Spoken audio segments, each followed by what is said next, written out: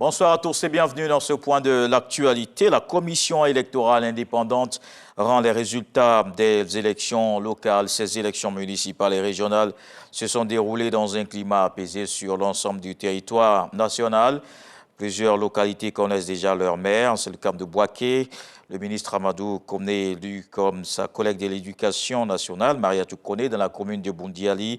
Dans le Tchologo, le ministre d'État Ténébi Raïman Ouattara réélu. Dans le Gontougo, Kobina Kwasi Adjoumani, président du conseil régional. Autant de résultats déjà disponibles et annoncés par l'instance électorale. Et ces élections ont été ouvertes. Les grands partis ont été alignés, ont tous aligné des candidats, le RHDP, le PDCI, le PPACI et le FPI, peut-être en compétition dans les régions et les communes. Depuis 15 heures, 69 communes sur 201 savent désormais leurs résultats. 4 résultats sur les 31 conseils régionaux sont connus. Le porte-parole de la CEI s'est voulu rassurant quant à la régularité de ce scrutin. Pour Émile Brotier, rien n'entache la crédibilité de ces élections. Je vous propose de l'écouter. Je voulais rappeler que ces élections se sont déroulées dans un climat apaisé et que des échauffourées qui ont eu lieu sont vraiment des épiphénomènes qui ont eu lieu en fin de scrutin.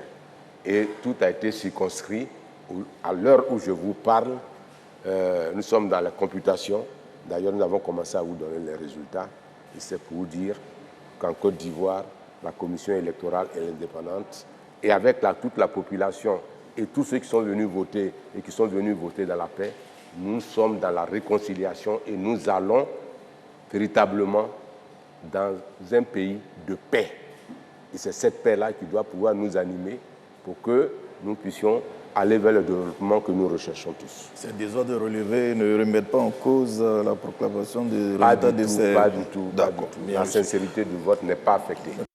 Autre chose, dans l'actualité, la pêche est ouverte après 2 mois de suspension, une période dite de repos biologique.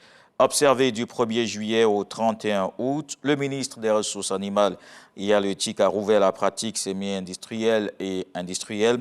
Il se réjouit du respect de la mesure. Les patrouilles rassurent qu'aucune infraction à la fermeture des pêches n'a été constatée. À l'heure de la reprise, Sidi Tchemoko Touré appelle les acteurs à une pêche selon les normes en vigueur dans le pays. En sport, Cissé Cheikh Salah remporte la médaille d'or du Grand Prix de Paris. Le champion ivoirien a dominé en finale le Britannique. Kaden Kounegam, 5 points à 2, un succès qui lui permet de confirmer sa suprématie dans la catégorie des 80 kilos, dont il est d'ailleurs le champion du monde.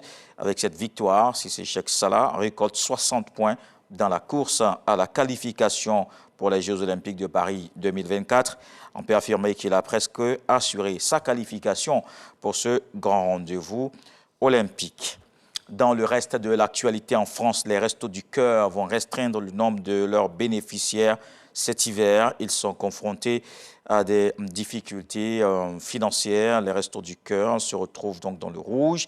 Cela en raison de la hausse très importante du nombre de personnes qui demandent de l'aide et une augmentation de ses coûts de fonctionnement due à l'inflation. L'association a déjà accueilli 1,3 million de personnes en 2023 contre 1,1 million sur l'ensemble de l'année dernière. On termine en Mongolie. Le pape François prône la fraternité entre les religions. Ce dimanche 3 septembre marque la 3e journée du pape François dans le pays. Le souverain pontife a participé dans la matinée à une rencontre interreligieuse et écuménique dans un théâtre non loin de la capitale Oulan-Bator. Ils étaient tous présents, les leaders spirituels, des représentants bouddhistes, le président de l'Union machanique mongole, mais aussi un orthodoxe, un hindou, un juif ou encore des responsables de différentes branches du protestantisme. Le pape François a plaidé pour l'harmonie entre les religions et le rapport à la société. On se retrouve à 20 h pour la grande édition.